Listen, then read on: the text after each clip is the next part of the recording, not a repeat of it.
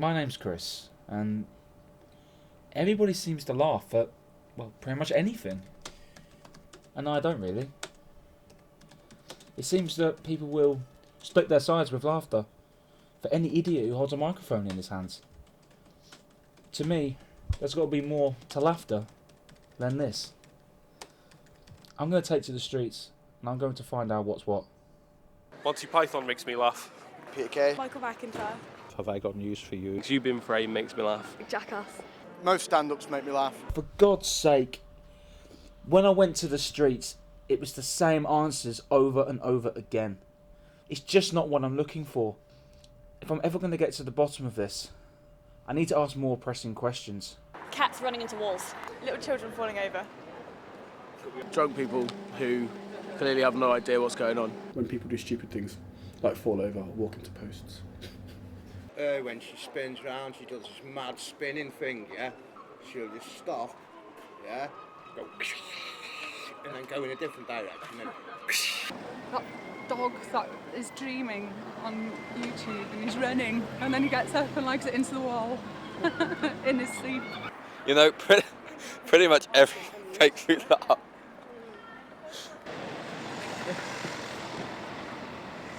So today I learned that people are crazy. True fact. They laugh at the weirdest things. Seriously, I think I'm going to have to hit YouTube to find out why these people laugh at these peculiar things.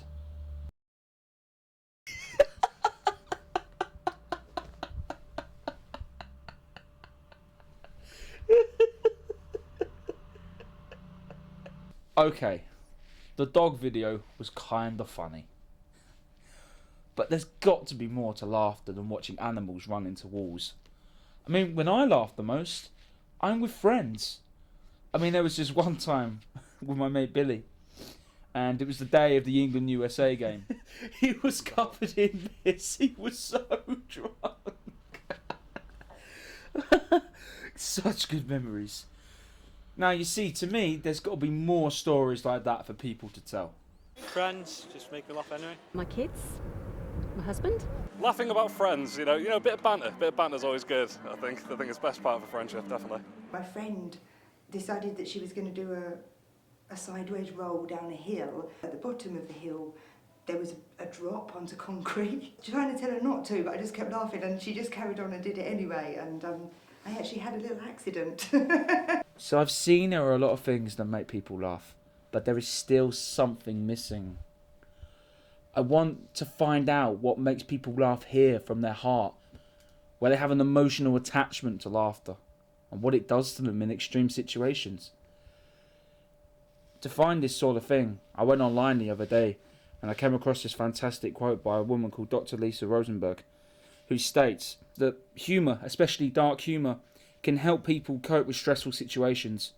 She then writes, "The act of producing humour, of making a joke, gives us a mental break and increases our objectivity in the face of overwhelming stress. It's moments like this that I've wanted from the beginning." Sometimes I think comedy can end up being almost like a comfort food in some cases, and I find that quite helpful. Laughter, I suppose, comes with happiness, and happiness is a moment. Moments come and go in life, like sad times and happy times, you know. I suppose laughter to me is like one of the best points in life, you know. And if you can laugh at things, and you can take when some things are going wrong with yourself, and you can laugh at yourself as well, that's important. So today I met a guy called Rory, and he gave me this bittersweet story about when he went to a relative's funeral of his. As the coffin was going into the kiln that they cremate people in, he had Frank Sinatra's "I Did It My Way," but the CD got sort of jammed, and it sort of just went, "And I did it my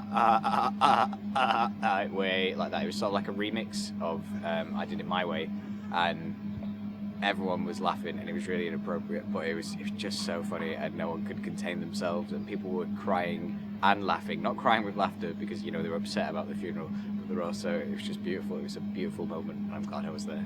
So it seems that laughter can be found in any sort of circumstances. What?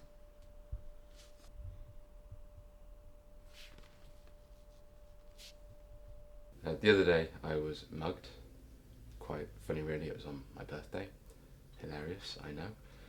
Walking back from rehearsal, guy handed out his knife. When he came out with money, there's just a part of you that makes you want to just giggle wildly.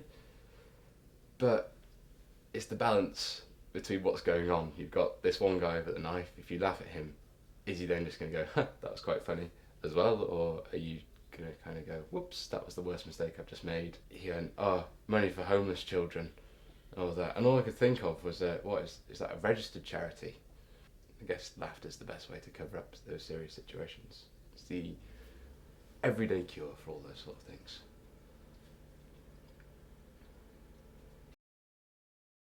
After talking to Seth, I realised that laughter's everywhere. You can laugh at superficial comedy things. You can laugh at your family. You can laugh at a funeral. You can even laugh when you're being mugged. The only thing that matters really, and the thing that I've learned the most, is that everybody laughs.